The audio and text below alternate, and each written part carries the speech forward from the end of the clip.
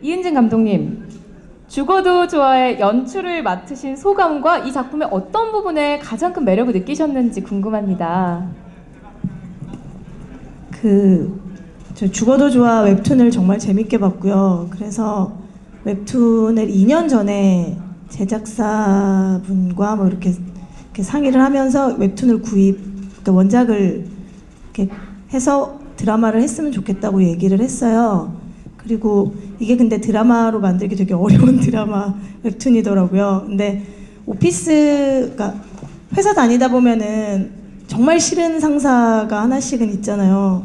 근데 어제 저희 신랑이 그런 말을 해주더라고요. 그러니까 회사에 굉장히 싫은 상사분들도 대부분은 본인이 이루다 대리인 줄 안다고.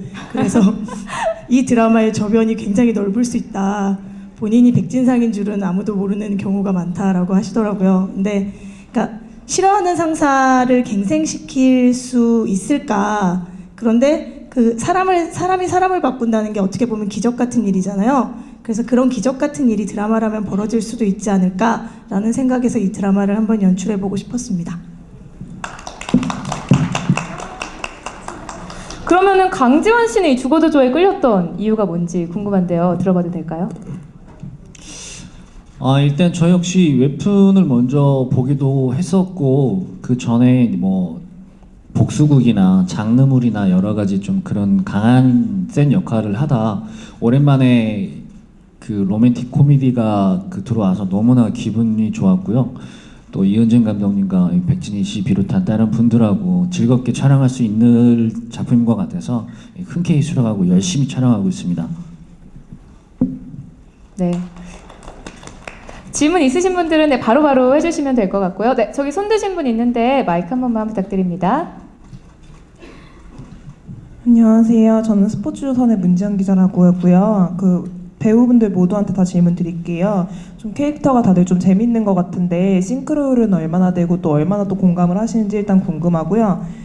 그리고 박솔미 씨는 되게 오랜만에 컴백을 하시는데 이 작품 선택하신 이유랑 뭐 컴백하시는 소감, 뭐 집에서 반응은 어떠셨는지 이런 거 좀 궁금하고, 그리고 감독님께는 사실 이 질문을 매번 KBS 제작 발표에서 하는데 전작이 또 1%대 시청률을 기록했어요. 그래서 이번에는 좀 어떻게 하면 다를 수 있을지 좀 궁금합니다. 네, 질문을 여러 가지를 해주셨는데요. 그럼 먼저 우리 박솔미 씨부터 오랜만에 이제 이 작품으로 돌아오신 선택 이유와 소감 부탁드립니다. 네, 질문이 너무 많아가지고 제가 다 기억을 지금 할지 모르겠는데 일단 공백 기간 동안에 어떤 그런 이야기를 먼저 하자면 사실은 뭐 이 작품을 하면서 가장 많이 받은 질문이기도 해요. 근데 사실 그렇게 특별한 건 없어요. 물론 연기나 현장에 대한 갈증은 있었지만 제가 있었던 집에서 아이들과의 2년 반이라는 시간도 충분히 같이 있었기 때문에 뭐 그렇게 특별한 건 없고요. 그래서 더 현장이 즐겁고 열심히 할 수 있는 것 같고요. 제가 작품을 선택하게 된 어떤 이유 중에 여러 가지가 있겠지만 저도 웹툰을 사실 굉장히 재밌게 읽었어요. 근데 이제 보통 제 직업이 이제 연기자이다 보니까 이렇게 웹툰이나 이런 걸 읽을 때 우리나라 배우 중에 뭐 이 캐릭터는 누가 어울릴까? 이 캐릭터는 누가 어울릴까? 하면서 사실 읽는 재미가 있거든요. 근데 제가 그때 2년 전에 읽었을 때 이거는 강지원이라는 배우가 하면 참 재밌겠다라는 생각을 했어요. 근데 제가 재밌게 읽은 작품이 또 드라마로 제작된다는 소식도 반가웠지만 그 백진상 캐릭터가 강지원 씨가 한다는 게 굉장히 신기하고 또 묘한 경험이었다고 생각해요. 그래서 기대가 더 많이 됐고, 또 우리 이은진 감독님 같은 경우는 동네 변호사 조드로 때 공동 연출로 만났었는데 참 친구로 지내다가 이분의 어떤 가치관이나 어떤 아이디어 뱅크 같은 어떤 기발한 그런 센스들이 있어요.